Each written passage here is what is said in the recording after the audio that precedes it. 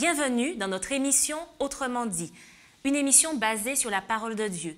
Je retrouve nos deux invités que vous connaissez, Samuel Flamand et Eddy-Michel Carpin, afin de poursuivre notre étude sur le livre de Proverbes et plus précisément sur les chapitres 6 et 7.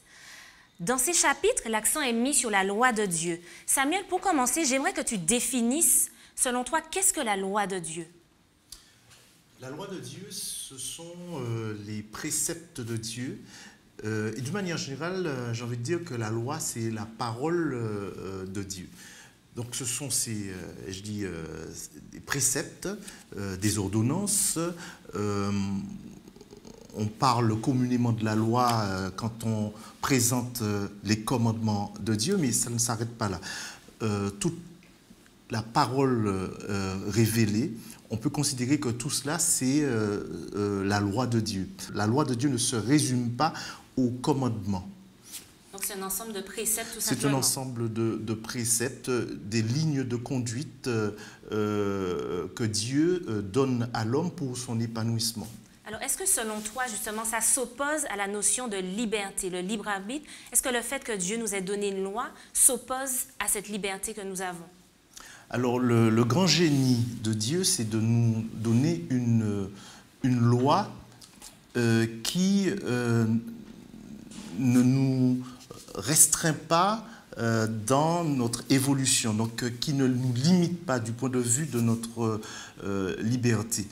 La notion de loi est fortement connotée par justement l'idée de restriction de la liberté qui pourrait nous emmener, pourquoi pas, à l'anarchie, à faire ce qu'on veut de manière très libre. La loi de Dieu a cette particularité, c'est que c'est une loi justement de liberté. Les deux notions du point de vue divin ne s'opposent pas, loi et liberté. Quand on accepte la loi de Dieu, quand on entre dans le plan de Dieu à travers l'observance des préceptes de la loi, eh bien on est épanoui. Et c'est cela, comme je dis, qui du point de vue de Dieu est assez génial. C'est ça le grand génie divin. Merci Samuel. On poursuit avec des images que Salomon emploie. On a par exemple au Proverbe 6, verset 21, « Lis les commandements ». Alors on parle bien des commandements de Dieu. « Lis-les constamment sur ton cœur, attache-les à ton cou ». On lit aussi dans Proverbe 7, le verset 3, « Lis-les sur tes doigts et écris-les sur la table de ton cœur ». Eddy-Michel, dans quel sens on doit comprendre ces images? Alors, tout d'abord, il faut bien noter qu'il s'agit dans un premier temps d'une répétition. Et d'ailleurs, cette répétition ne se retrouve pas seulement dans le livre des Proverbes, puisqu'on la retrouve également dans le livre de Deutéronome, c'est-à-dire lorsque Moïse va répéter la loi de Dieu, les grandes orientations du projet de Dieu pour l'homme. Eh bien, effectivement, ici, il utilise, de mon point de vue, des images.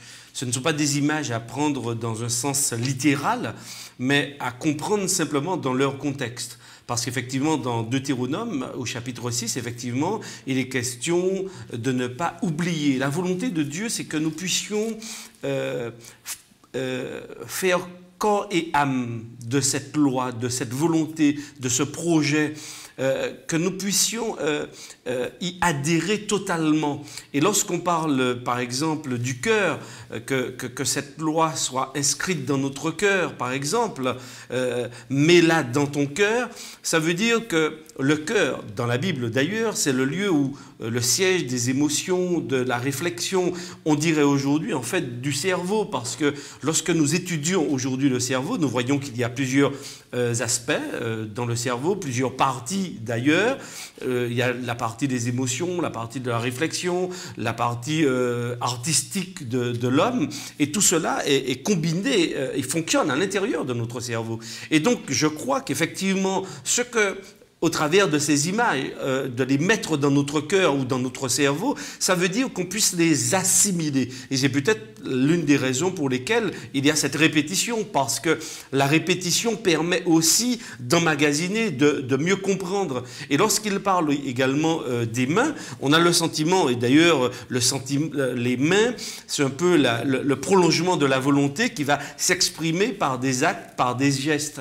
Donc on a le sentiment que cette loi n'est pas seulement seulement au niveau du cerveau, elle n'est pas seulement au niveau du cœur, elle ne régit pas seulement notre réflexion, mais elle aboutit, elle se retrouve dans des faits, dans des gestes, dans une vie pratique. Et je crois que Salomon ici insiste fortement pour que cette loi soit pratique. Et quand on parle aussi de cette image du cou, parce qu'elle est extrêmement belle, on a le sentiment d'ailleurs que le cou est un peu un pivot au niveau de la tête, et il nous permet de prendre aussi une direction. Et on a le sentiment, quand il parle de la loi qui doit être posée au cou, c'est comme cette loi qui doit nous orienter ou donner une direction à notre vie. Et je pense que les auditeurs, moi je les inviterai à lire le texte un peu sous cet angle, avec des références, par exemple la direction pour le cou, l'aspect pratique par rapport à la main, et par rapport au cœur, eh bien, l'aspect intellect, comprendre véritablement et adhérer de façon intellectuelle aussi à cette loi et à ce projet de Dieu. D'accord, Eddy Michel. Alors tu parles de ces images au sens figuré, mais il semble qu'il y a dans certaines religions, il me semble qu'il y a quand même des symboles concrets. On connaît la croix chrétienne, on a aussi des chapelets. Est-ce que selon toi, ces symboles peuvent s'apparenter un petit peu à l'idolâtrie ? Alors, ils peuvent bien évidemment s'apparenter à l'idolâtrie, mais il faut comprendre que l'homme a besoin aussi d'images.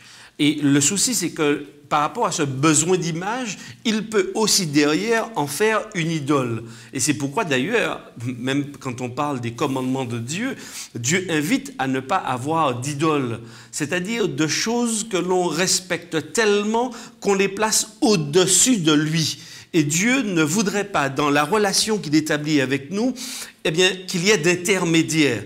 Et il ne voudrait pas non plus que nous tombions dans une religion avec des petits gestes, des petits rites qui, comme un peu de magique, parce qu'on parle parfois aussi de magico-religieux, et parfois lorsque nous portons ou lorsque nous égrénons parfois ces chapelets, eh bien, nous entrons dans... Il arrive, je ne vais pas généraliser, mais dans du magico-religieux. Et Dieu ne voudrait pas non plus que nous entrions dans ces choses-là. Maintenant, oui, peut-être que certains éprouvent le besoin d'avoir justement ces petites graines parce que ça leur permet de prononcer des prières, parce qu'à chaque petite graine correspond à une prière. Certains aiment bien porter des colliers. Je ne vais pas porter de jugement. Je dis simplement que le sens premier de Proverbe n'est pas que l'homme, la volonté de Dieu n'est pas que l'homme aille se mettre quelque chose au cou, ni à la main, ni dans son cœur. Ce serait peut-être un peu plus difficile de mettre quelque chose au niveau du cœur. Mais au niveau du cou, peut-être plus facile, et de la main, oui. Mais je ne crois pas que ce soit premièrement la première interprétation, en tous les cas, du texte. Merci, Eddy Michel. Samia, je me pose une question au sujet de la loi. S'il n'y avait pas de loi, finalement, il n'y aurait pas eu de péché. Parce que si je n'avais pas lu, par exemple, dans la loi, dans les 10 commandements, tu ne convoiteras point, je n'aurais probablement pas convoité ou eu connaissance de ce qu'est la convoitise. Donc, est-ce que selon toi, la loi, je ne vais pas dire qu'elle génère le péché, mais en tout cas, elle permet de mettre un nom sur le péché, en l'occurrence la convoitise? Mais en fait, tu as un peu répondu à la question que tu as toi-même posée d'une certaine manière. Le péché existe en dehors de la loi. Simplement, on va dire en prenant une image que la loi vient comme un miroir pour montrer le péché. Le péché existe déjà avant, je me répète, et la loi, les préceptes écrits dans la loi, je parle en particulier des 10 commandements, la loi va venir et va dire, voilà, telle chose est identifiée comme étant de la convoitise, telle chose est identifiée comme étant de l'idolâtrie, telle chose est identifiée comme étant l'adultère. Voilà ce que la loi va permettre de faire. Mais si quelqu'un n'a pas la connaissance de la loi, est-ce que le fait justement de convoiter sans avoir connaissance que l'action est de la convoitise, est-ce qu'on qualifie justement cet acte de péché? Le péché existe auparavant, avant même la loi. Parce que l'apôtre Paul, dans ses premiers chapitres, premier chapitre du livre de Romains, le chapitre 1 notamment, montre bien que même sans que la loi n'existe, Dieu a mis dans l'esprit de l'homme une conscience du péché. Avec la loi, il n'y a plus de doute possible, puisque la loi va révéler exactement ce qu'est le péché. Mais avant l'existence de la loi, il y a une conscience éthique de l'homme qui va lui permettre quand même de savoir, en tout cas d'un point de vue général, ce qui est bien et ce qui est mal. D'accord, merci Samuel. Et dis Michel, j'aimerais avoir ton point de vue dessus. Est-ce que selon toi, quelqu'un qui ne croit pas en Dieu peut faire le bien ou faire le mal sans en avoir pleinement conscience? Puisque finalement, comme me disait Samuel à l'instant, il y a une loi éthique, il y a même des personnes qui parlent de loi morale. Oui, tu as tout à fait raison. Maintenant, tout dépend de la définition que l'on donne au bien et que l'on donne au mal. Maintenant, je crois que nous vivons dans une société, il y a un certain nombre de personnes qui sont croyantes, d'autres qui ne le sont pas du tout. Il y a certaines personnes qui estiment que leurs relations avec les autres seront basées sur tel et tel précepte. Mais ce ne sont pas forcément des croyants. Pour elles, ces personnes, elles voudraient simplement respecter les autres. Maintenant, est-ce que ces personnes, en respectant simplement les autres, entrent dans le projet de Dieu? Ça, c'est une question. Mais est-ce que ça empêche que ces personnes soient des pécheurs? Parce que le problème de la Bible, c'est la question du péché et comment Dieu va résoudre le problème du péché. Donc, je crois qu'effectivement, il faut simplement, de mon point de vue, sortir du cadre. Est-ce que nous faisons de bonnes ou de mauvaises actions? Si je me réfère à la Bible, et d'après ce que Samuel a lu précédemment, qu'est-ce qu'on découvre? La Bible nous dit que nous sommes tous des êtres pécheurs. Fondamentalement, nous sommes pécheurs. Et quel que soit ce que nous pouvons produire comme bonne action, nous demeurons des pécheurs, parce que nous sommes séparés de Dieu. Maintenant, Dieu, il vient et il me dit, voilà comment te reconnecter à moi. Et il faut bien comprendre cela. La question dans la Bible, c'est comment se reconnecter à Dieu, parce que dans Genèse chapitre 3, nous avons été séparés de Dieu et nous sommes devenus des pécheurs. Et donc, je crois qu'à partir du moment où nous répondons à ces questions, et là, nous sortons véritablement de ce qui est moral du point de vue humain ou de ce qui ne l'est pas. Nous entrons dans le domaine de Dieu et nous allons découvrir effectivement qu'il y a des choses que nous pouvons faire et que nous pouvons estimer morales de notre point de vue en tant qu'être humain, mais qui peuvent aussi être décrétées par Dieu comme étant péchés. D'accord? Donc, c'est pourquoi je dis tout dépend de la définition de ce que l'on met derrière. Mais pour nous, en tant que croyants, nous basant sur le texte biblique, je crois que nous sommes dans un autre domaine. Nous essayons de comprendre quelle est la volonté de Dieu, quel est le projet de Dieu pour l'homme. Et c'est Dieu qui a la solution au problème de l'homme. Et lorsque nous permettons au Saint-Esprit d'agir dans notre vie, alors, il nous montre, au travers de la loi, le projet de Dieu. Parce que quand on parle de loi, on parle aussi de royaume. Parce que même aujourd'hui, nous vivons dans un État français. Dans l'État français, il y a un certain nombre de lois. Lorsqu'on va dans l'État américain, il y a un certain nombre de lois. Et les lois en France ne sont pas forcément les mêmes aux États-Unis ou en Allemagne ou ailleurs. Mais si on revient au texte biblique et dans le domaine religieux, qu'est-ce qu'on pourrait dire? Qu'il y a deux royaumes. Il y a un royaume avec des lois, avec Dieu, et il y a un royaume avec Satan, aussi avec des lois.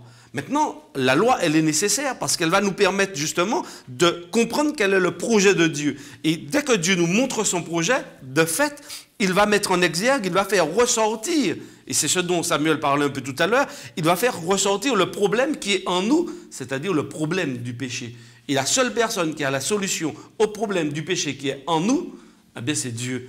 Lorsqu'il vient régner en nous, par le Saint-Esprit, lorsque le Saint-Esprit vient habiter en nous. Et c'est pourquoi ce que Dieu veut faire, c'est venir prendre toute cette place dans notre être intérieur pour que Satan soit mis hors jeu dans notre vie. Donc seul, si je comprends bien, on ne peut pas seul, en tout cas, observer la loi de Dieu. On a vraiment besoin de l'aide du Saint-Esprit et de Dieu. Oui, on a besoin de l'aide du Saint-Esprit pour pouvoir observer la loi de Dieu.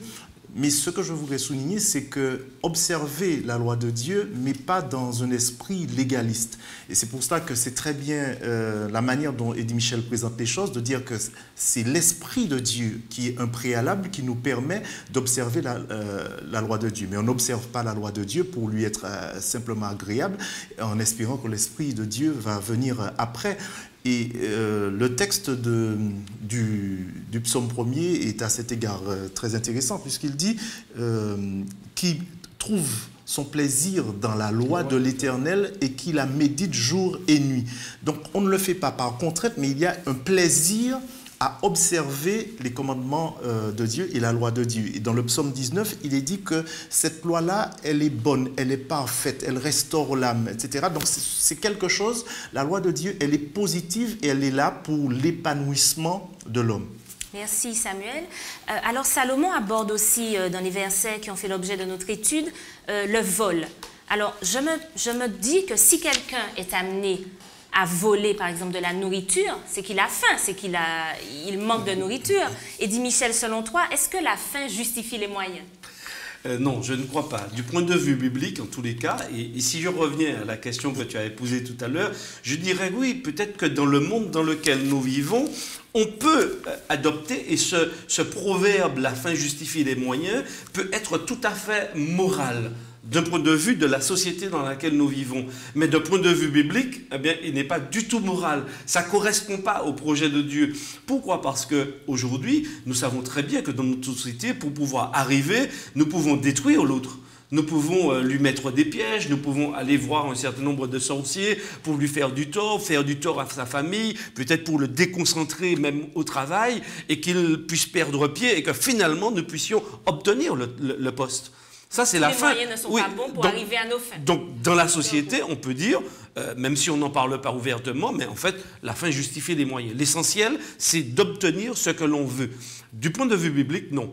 C'est-à-dire que ce n'est pas parce que quelqu'un a faim qu'il peut manger. Du point de vue biblique, ce que Dieu préconise, c'est qu'au contraire, nous puissions revoir la façon dont nous distribuons les biens.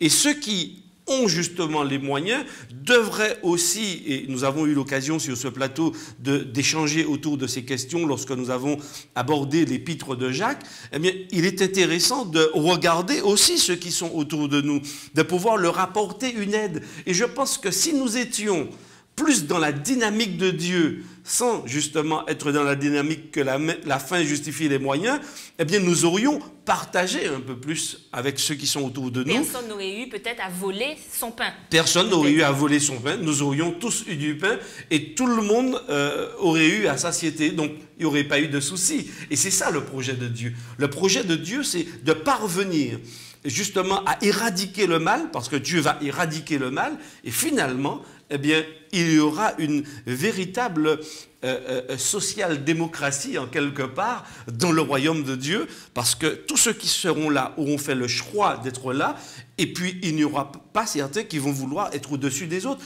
On sera tous là, on va se regarder entre hommes, entre frères, et nous allons partager avec Dieu toutes ces richesses, et tout le monde en aura plein les poches. Eh bien, nous attendons ce moment alors. En attendant, alors il y a effectivement la notion du vol d'un bien qu'on a évoqué.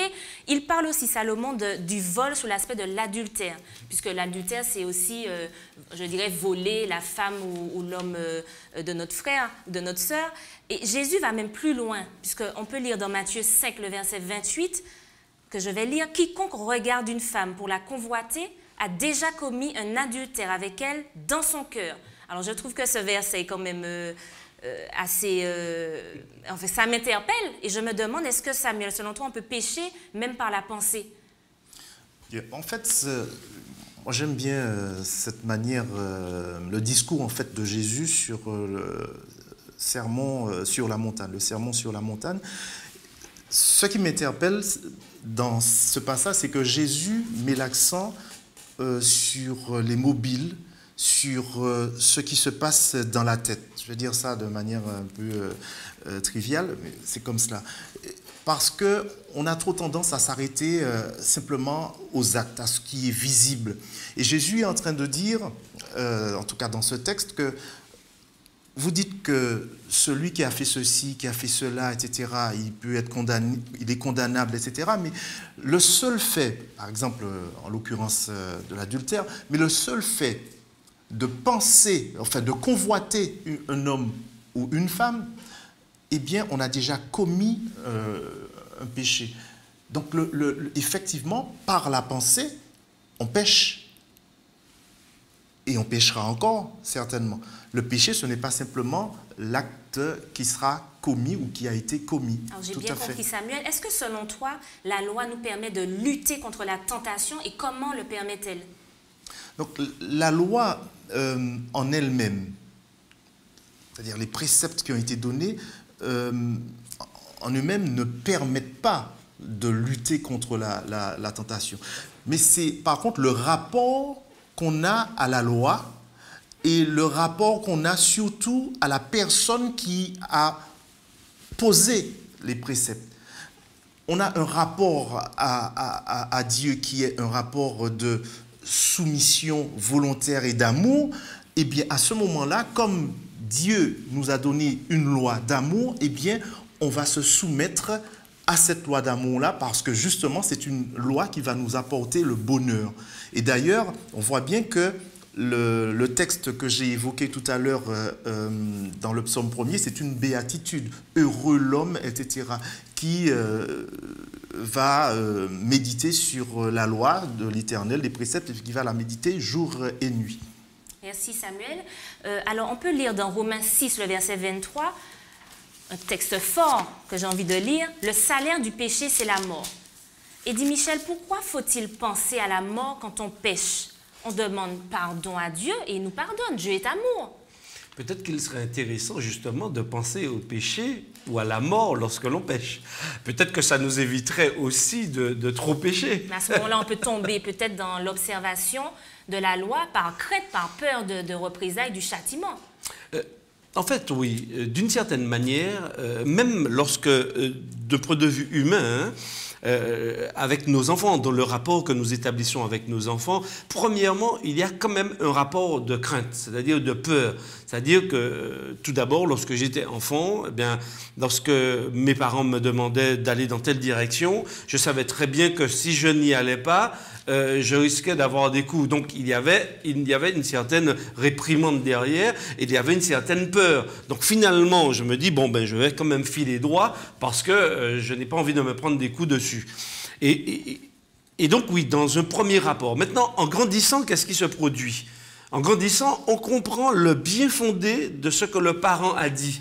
Et à un moment donné, on commence à y adhérer, on commence à l'accepter. Et on se dit, mais finalement, ça a un sens.